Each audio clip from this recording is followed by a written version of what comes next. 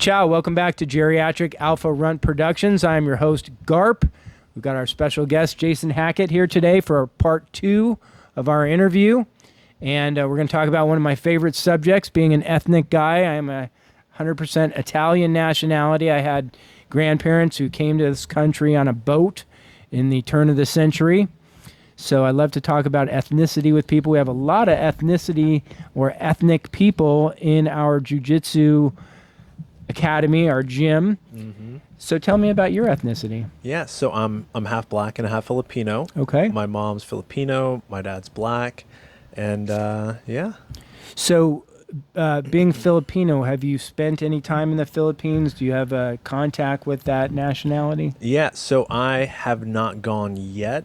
We're planning sometime next year, and but the thing is, so much of my Filipino side, maybe it was probably around the time my mom moved to the U.S. So she was 10, so in the 70s. Most of my family is actually in the Palm Springs area. So her 9 brothers and sisters all ended up living out in the Coachella Valley. But funny enough, I was possibly looking into, I know we're going into jiu-jitsu again, but fighting for the Filipino national team. So one of the guys who is the president of the grappling team out there, he's Six Blades. Oh, wow. Yeah, met him this summer, Alvin. Got a chance to interview a Filipino member of our academy, Joe Sanchez, who is from the Philippines, and we talked a lot about the Philippines. What's the language that's spoken? So there's a couple different dialects. So the main one that most people talk about is Tagalog. Oh. And then the next one, I think, is Ilocano. Okay. And then there's another Bisaya. But I think there's a bunch of other dialects that just aren't as commonly used. I think those are the main 3. And so was your mom from the Philippines? Does she speak? Mm-hmm. Okay. Yeah, so she's from a province, Cagayan, and then the dialect that she speaks is Ilocano. And But how old also was she when knows- she came here? She was 10 years old. Wow. 10 years old. So she... Unreal. Yeah, she actually said that, and I think it's pretty common now, especially, she grew up learning English. So she was already studying both languages by the time she moved to the U.S. Wow. Okay. So that changes it a little bit, but it's interesting because like when I hear a story like that and I think of somebody 10 years old coming here from a different country, not speaking the language, and I mean, what what amazing thing that would be to like a experience to have to go through. For sure. But even then, being able to speak the language, though, that helps to assimilate.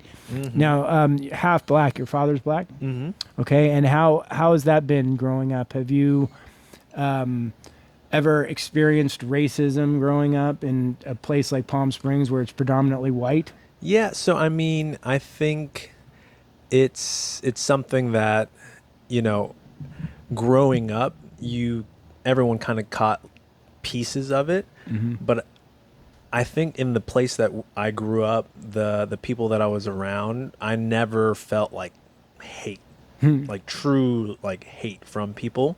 There were, you know, some remarks or some jokes, but I never really caught, you know, what you maybe see depicted in social media or online. And not saying that those things don't happen. It's just for me, you know, maybe the group of friends that I had, I would say, you know, similar to at the academy, how it's a melting pot of all of these different cultures. I grew up with white friends, black friends, Mexican, Asians, and we all just were kids. So I think I never really had to deal with any, you know, extreme racism. Yeah, you know, it's so interesting because, you know, since I had grandparents that had first language of Italian, didn't speak good English, and at the time they came into the country, there was racism and prejudice towards Italian people, just like anybody who came into the country and wasn't a naturalized citizen, so to speak. And you know, the idea of calling an Italian person a wop or a dago, it's like, to me at this point, is quite humorous. I mean, if somebody ever used a quote unquote racial slur on me at this point in the year 2025, it would be kind of laughable. I would actually be surprised that they would know an Italian racial slur. I mean, really, that's kind of my reaction. Whereas my dad growing up, he knew what these racial slurs were. Maybe they would even be used on him occasionally, but they just didn't really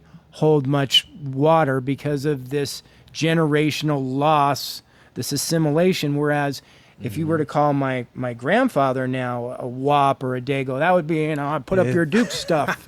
You don't, Yeah. So it's funny because I kind of wonder where we stand on the N word right now, because the N word is this word that is still used in our society, in our dialect, in our songs, in our music, and it has power because it can be used against someone as a racial slur that's very serious, but yet it can be used by two black people as a word of love or Form of endearment. yeah, and it's like, so it's an interesting place to be with words, because like I would tell my son, you can never have a word that should be strong enough that would make you want to attack someone. Like no one should ever be able to call you a name, nanny, Billy Goat, that would make you go into a flight of rage. Now that's not to say that there's not words, like words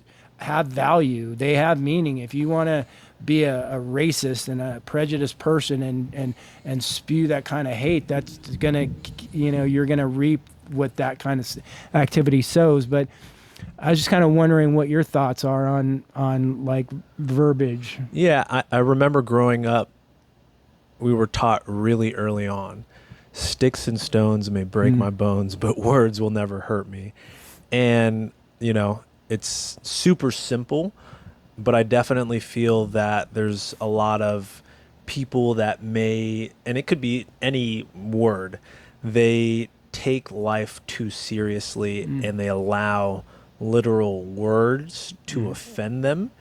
And personally, I'm in a place where I'm just thinking, guys, it's a word. Right. We use it in songs. If you're so caught up in, what happened, what the history is behind it, it's like, fortunately, I'm living in 2025 and I don't need to let it have the weight that it used to on me. And obviously there's going to be the context, but anyone can say, words that are supposed to offend someone in a mean way, and they can say it in a way that, they're joking around or playing. And either way, the way that I react, regardless of their intention, is what I can control. So that's kind of my stance on that. And I appreciate that, because subjects like this are touchy subjects. It's like, knowing that we're being filmed and we're talking about it, it's like you want to always be careful with what you say because you don't want to offend anyone. And it's like, and I get it, because no one wants to offend anyone. But hopefully we're getting to a place where, words mean less and names mean less. What else can we talk about? How about we had mentioned that you're a big foodie. Oh, yes. Like so many people in jiu-jitsu who like to spend their time eating. Yes, I definitely, I might not look like an ultra heavyweight, but I can eat like one. So do you cook? Yes. You do? Yeah, Okay. I'm slowly starting to learn how to cook some of the Filipino dishes. Now, it's definitely something that when I was, living at home growing up, I for sure should have taken some notes, but thankfully we're in 2025 and I can just FaceTime my mom and ask her for her secret recipes and tips there. What is Filipino food? Yeah, so the way that I would describe Filipino food is it's, very similar to most Asian culture dishes. There's a lot of rice that's involved. But then there's some Spanish influence. one of the main dishes that the Filipinos or the Philippines is known for is adobo. So you can cook it with chicken, you can cook it with beef, you can cook What it is with pork. adobo? So adobo, it's kind of like it's a stew. It's a stew with the meat. So for example, we actually just cooked this like last week, pork belly adobo. So the ingredients, you have just some pork in there. You have soy sauce, some white vinegar, some pepper, and garlic, and then some bay leaves. You let that boil, and then you let it drain down some. And man, the flavors in there are next level. Sounds But good. yeah, I'll show you some pictures after. It's pretty next level. So, being in the desert for all those areas, there's the heavy like burrito Mexican influence. Have you noticed that in California it was a burrito-driven world, and in Texas here we're in a Taco driven. Yeah, it's like crazy. I think I prefer burritos, but I mean tacos are good. Yeah, another. And it definitely gets interesting in California when they start putting things inside the burrito. Like, have you heard of a California burrito? No, what's that? It's essentially a burrito, but they shove fries inside. Oh, Yeah. okay. Something that kind of looks like a burrito. That's another popular Filipino dish that maybe Joe will bless us with one day. Is lumpia. Have you heard of lumpia? Mm-mm. It's a Filipino egg roll. Oh, Yeah, sounds delicious. if they start putting top ramen in a tortilla and serving it, I'm gonna die because that's like the staple college meal right there. Yeah. You make it a delicacy. All right, we're talking about Filipino. I'd be remiss if I didn't ask you about Filipino martial arts. Oh, the Badass. Kill you with a stick. with a stick, or the Filipino knife fighting. Oh my gosh. No, Yeah. thank you. I'll pass on the knife fighting. That's Yeah. like frightening stuff. I think the Professor Alvin in the Philippines, who's part of Six Blades, I think he's also well versed in the Filipino martial arts, from what I've heard. Right, right, and I mean, you hit on the things that I don't know much about. I just know it's sticks and knife oriented and super like gnarly, like kill you oriented stuff. Yeah, like yeah. more like, is that called martial arts when I stab you in the neck? It's like, is this survival or martial arts? Growing up, did you ever watch any of like the Bruce Lee movies or any of that stuff? Did you ever get into any of that? You know, growing up, I did not. I caught some glimpses of it when I got a little bit older, but I never went deep down the rabbit hole. You know, I think I probably grew up in the generation closer to the newer Karate Kid, which was nothing like So you watched the new version of the Karate? Yeah, oh, with you poor guy. with Jaden, with Will Smith's son. Will Yeah. Smith's son. And I'm from that generation of the original real Karate Kid, so I mean that for sure that was like something that really hits home with me. Do you have a favorite movie? Since we're kind of like quickly Ooh. talking about that, I mean I just kind of shooting wild buckshot now, but I figured I'd ask. 100%. So growing up, my favorite movie was Space Jam. You remember that movie? Yeah, Man, my mom told me that I watched the VHS of Space Jam so much that I actually just destroyed no kidding. the Okay, cassette wow. tape. So then, and you mentioned that you were into basketball, so that was your sport, basketball. Huh? Yeah, that was my sport.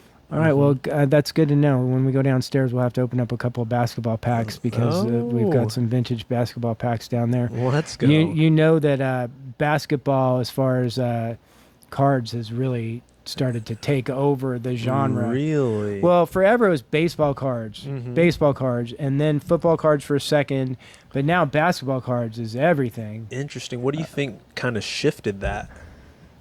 I think the big money in basketball, so it's people kind of just follow the money, and basketball is the big money sport. And so when Michael Jordan became a huge star, he just changed everything. He changed shoes, he changed the hobby world. Still today, of course, his cards are the premier, most expensive stuff. Wow. And you know, it's funny because when I think of like my favorite movie of all time, it's always an easy question for me to answer too. Which Rocky is? 3. Ooh. which was iconic to my growing up. And that was the first time I saw Hulk Hogan was on the big screen, because at that time wrestling was geographical. So where I was at in California, they didn't really show WWE or WWF at the time. And he was over in the Minnesota wrestling. And so first time I saw him was on Rocky 3, and that was like a life-changing thing, was Rocky 3.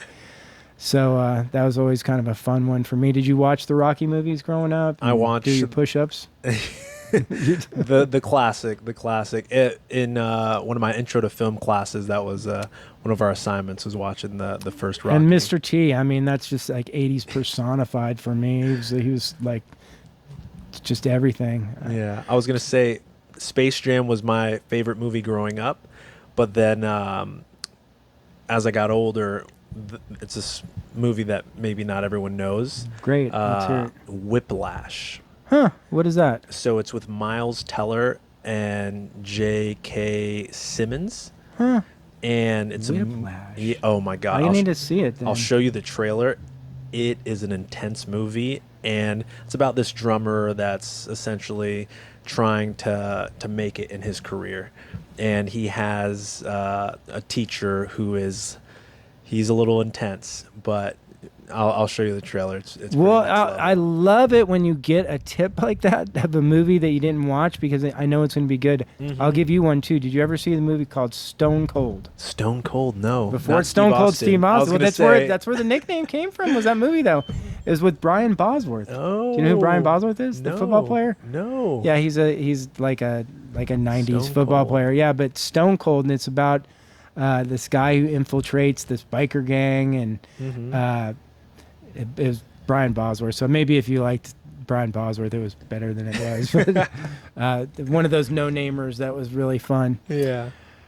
All right. Well, listen, this has been a blast today. Thanks so much for coming in. Thanks I for enjoyed having me. seeing you. Appreciate it. Please like, subscribe, and share if you've enjoyed our content, and come back and see us again. Thanks for watching.